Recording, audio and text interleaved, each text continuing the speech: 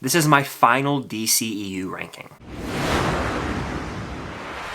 What's going on, guys? I'm Chris and welcome back to another video. Today I've got my ranking of all DCEU films in one show in a big old tier list. But before I get into this thing, be sure to hit that like button, comment down below your ranking of these films, your favorite and least favorite from the franchise. Subscribe and hit that notification bell to help reach my goal of 100,000 subscribers here on the channel. It would mean a lot. And go show some love to the Unusual Couple podcast. The Christmas special episode just dropped and we had a lot of fun with that one. So this franchise began with Man of Steel and ended with Aquaman and the Lost Kingdom, which hits theaters this weekend. So let's just go ahead and rank all these films through the highs and through the lows. Alright, so I've got the standard tier list for this video: S tier, A tier, B tier, C tier, D tier, and F tier, and trust me, there will be something in every single one of these most likely. These movies are in no specific order. Starting us off, we've got Man of Steel, the one that just so happened to kickstart this entire universe. I'm putting this in A tier. I think it's a very solid origin story. However, I don't rewatch it as much as I wish I did. The Hans Zimmer score is elite. Henry Cavill's perfect casting.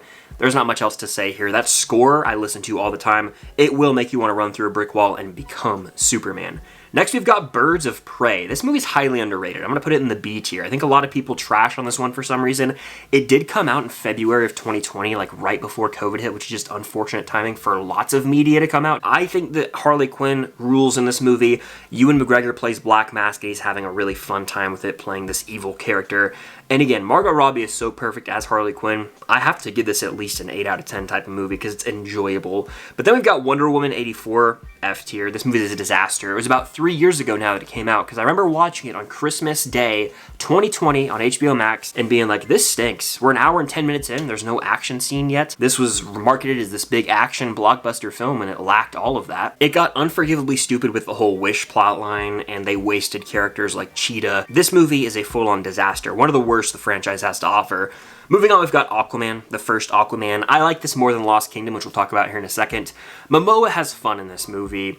It knows what it is. It's cheesy. You've got some moments where James Wan gets to shine in the director's chair, but at the same time, the movie's a visual mess. Like, there are great visual moments, but other scenes will look like something out of a video game cutscene, and it just never really clicked for me. As much as I want to love Aquaman, it's just so forgettable, but it still has entertainment value, so I'll put it in the C tier. It's better than some of the absolute dumpster fires from this franchise. That's a fact. Moving on, we've got Peacemaker. I didn't include this on any of the other DCEU videos I've done, but since this is the final DCEU video, I gotta shout out Peacemaker. It's going in S tier. It's the only DCEU television show, and it's outstanding. It has James Gunn written all over it because he did write and direct the show. It gave so much depth to John Cena's Peacemaker, who was one of the most hateable characters in the Suicide Squad movie from 2021. This gave us more of a backstory on him and fleshed him out to make us understand why he was acting the way he was in that 2021 film. It humanized him, and John Cena gives his career best performance in this show. It's got James Gunn's distinct style and humor, just like the film The Suicide Squad, which we'll talk about later, I promise. And I was thoroughly enjoying this show, from Peacemaker and Eagly to Peacemaker and Vigilante. Every character here shines, and the opening intro music rules. The show's wacky, I love it, and I hope we get more of these characters in the DCU, but I'm just not sure. I have to wait and see. I won't believe it until I see it. Moving on, though, we've got Batman vs. Superman: Dawn of Justice. I'll specifically address the Ultimate Edition here. The Ultimate Edition, I think, is a step up from the theatrical cut. If we were going theatrical, it'd be F. But the Ultimate Edition does flesh out some relationships and makes scenes flow a little better. This movie delivered on the Batman vs. Superman fight, but other than that, it's pretty ridiculous. You've got Doomsday shoehorned in there, Wonder Woman in here for no real reason, Lex Luthor just being an irritating character from beginning to end. I love the score here, and it has some epic moments and lines of dialogue that give me chills. Tell me, do you bleed? You will. That whole exchange rules.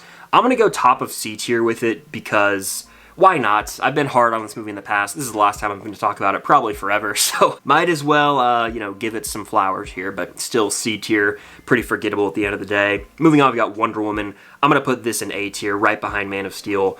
The No Man's Land scene alone, it has this in minimum B tier. But the first two acts are a straight up war movie. The third act's where it gets a little too ridiculous. That's kind of what holds it back from S tier. But Wonder Woman's a highly entertaining, highly enjoyable, badass superhero flick. And I remember seeing this in summer 2017 and being like, hell yeah, this is awesome. It's also like the first big female-led superhero film, and that's awesome. More power to Wonder Woman. Gal Gadot was great in the role, I thought. Moving on, we've got 2021's The Suicide Squad, directed by James Gunn. This is the crown jewel of the DCEU, so I'm putting it at the top of this list as we speak. It's outstanding. It's got heart. It will make you laugh. It will make you cry. It makes this obscure group of characters into a family that you can't help but root for over the course of the film. Sure, it's absolutely ridiculous at times, but that's James Gunn's style, baby, and I love it. This is the clear standout to me in the DCEU. It doesn't follow any preset formula or have a throwaway villain. It's a really great film and truly original in the DCEU. Next, we've got Shazam! Fury of the Gods, a movie that I thought, when I first watched it, that was fine, like a 3.5 out of 5. The more I think about it, the less I think about it, if that makes sense. I think this movie's regressed significantly. Rachel Zegler shines here. The cast, they're fine enough, but the movie is just so safe and forgettable that I think I have to go, honestly, I don't know where I put it last time, and I don't care. That was months and months and months ago. I'm gonna go, honestly, D tier with it. The character's fun, and it's more lighthearted for the DCEU, but a lot of the DC films from this year that I watched months ago have regressed tremendously for me, and that's just a sign of how bad they might have been, and I was just wanting to like them when I went and saw them the first time. Speaking of that, we've got Blue Beetle, a movie with an absolute throwaway villain. It's very formulaic and generic, doesn't really try anything new, and you can predict everything that's gonna happen in like the first 10 to 15 minutes. I think Shola Maridueña as Jaime Reyes is an absolute standout. Would love to see more of him. You gotta love Miguel Diaz from Cobra Kai, but the movie, I gotta go D tier. I'll put it above Shazam, but the movie is pretty throwaway. I honestly forgot about it like that night when I went home. I was like, man, I totally forgot we even went and saw this thing. So damn shame, because I love Sholo in that role, but the movie is really just forgettable and throwaway. Moving on, though, we've got 2016 Suicide Squad. This movie is an atrocity to mankind. It is a steaming pile of shit, and it is the worst film in the DCEU. I'm putting it at the back of this tier list, and it's comfortably going to sit there to the end. I despise this movie with every ounce of my being, and I'll never forget when the credits rolled how disgusted I was. It's probably the worst movie I've ever seen with the best marketing. That was so upsetting, because the trailer sold me and I was all in on the hype train, and the movie absolutely shattered me. And then we've got Justice League, the 2017 cut. Garbage. I'd say it's in the middle of these two. Like, this movie at least has Chris Pine as Steve Trevor, and he's got that charm to make you somewhat engaged. This movie's just so damn forgettable, and it's clear studio interference took place. It was like mandated this movie had to be under 2 hours or just at 2 hours. And the third act, it's got this like red tint to it. It's an eyesore. It's honestly a discombobulated mess. Next, we've got the newly released Aquaman and the Lost Kingdom. I just don't care anymore. I felt nothing when I was in the theater watching this one, and that's unfortunate. It's not outright F tier. It's in the D tier though, because the first Aquaman is better. If given the choice, I'd probably watch Blue Beetle over this, but I would watch this over Shazam. Shazam's really had a fall from grace for me. I thought about it. I was like, that movie was pretty bad. That third act with the stadium and my God, that movie sucks. Oh, what was I thinking?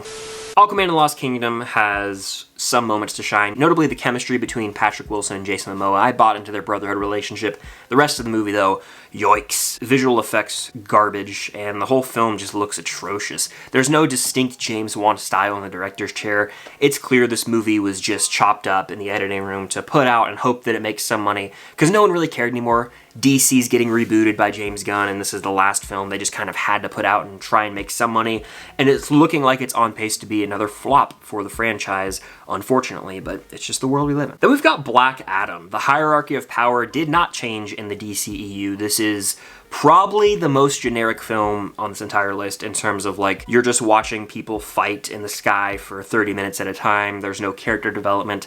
The villain, I couldn't tell you his name. If there was a gun to my head, my life's on the line, I'm gone. Sorry, I don't know the villain's name, but he's completely throwaway, and it's just another one of those like deep voice CGI presences. I want to take over the world, blah, blah, blah, blah, blah. This is arguably the worst film in this entire franchise. I'm gonna put it right here. It's so unwatchable. Next, we've got the OG Shazam. I'm gonna put this in B tier, right behind Birds of Prey. This movie is fun, and it was nice at the time to have sort of a tonal shift in DC. A lot of their films were dark and brooding. This is more lighthearted. Got sort of that Marvel feel to it at times where it's like a family story. There's more comedy here. And some of the comedic bits really worked. I thought the casting across the board ruled. And this movie's just fun. It's definitely got a better story than the second Shazam and a lot of the other films below it. It's one of the stronger, more entertaining outings in the DCEU, I would say. Then we've got The Flash. This is another one of those 2023 DC films that's fallen off a cliff for me ever since I first saw it. When I originally saw it, I was on board for about the first 2/3, and then the last act completely lost me. And then I went back, thought about it, discussed the film extensively with friends and peers afterwards, and as I sit here now in December, I'm like, this movie was garbage. I honestly don't know how it was ever even put out. They should have just scrapped it entirely, but this movie stinks. It stinks. I think that it's more watchable than what I have in F tier, so I'll put it in D tier, but I mean, not too high. I'm gonna put it at the back of D tier. I think it's the worst DC movie that came out this year. As crazy that is, it has Michael Keaton's Batman, but that final act is just unforgivably stupid. And honestly, all 4 films that came out this year, you could rank them however you want. They all stink. All right, they're all bad movies that I will never watch again. It's insane that DC went 0 for 4 this year. That's actually impressive. I have to tip my hat to how bad they are consistently. And last but not least, we've got Zack Snyder's Justice League. Many people will try and claim this is like the greatest thing since sliced bread. It's fine. The final hours post-credit scenes delivering nothing, because we're never going to see a sequel to this. It's a step up from the theatrical cut for sure, but that doesn't mean much. It's got some moments where you're like, hell yeah, specifically with Black Suit Superman. I would say it's probably a hair better than BVS. I'll go at the back of B. Why not? You know, I never think about it. In fact, I never really think about anything in this franchise except for like a handful of projects. But that's just my tier list ranking of every DCEU movie and 1 TV show. In my opinion though, this is the most mismanaged franchise arguably ever. Arguably. It's done. I've wiped my hands of it, and that's my last DCEU video ever. So let me know your ranking of these films down below. Hit that like button, subscribe, and hit that notification bell to help reach my goal of 100,000 subscribers here on the channel. It would mean a lot. Go show some love to the Unusual Couple podcast. We dropped our Christmas special episode today. But that's gonna do it. Thank you guys as always, and until next time, I'll see you guys later.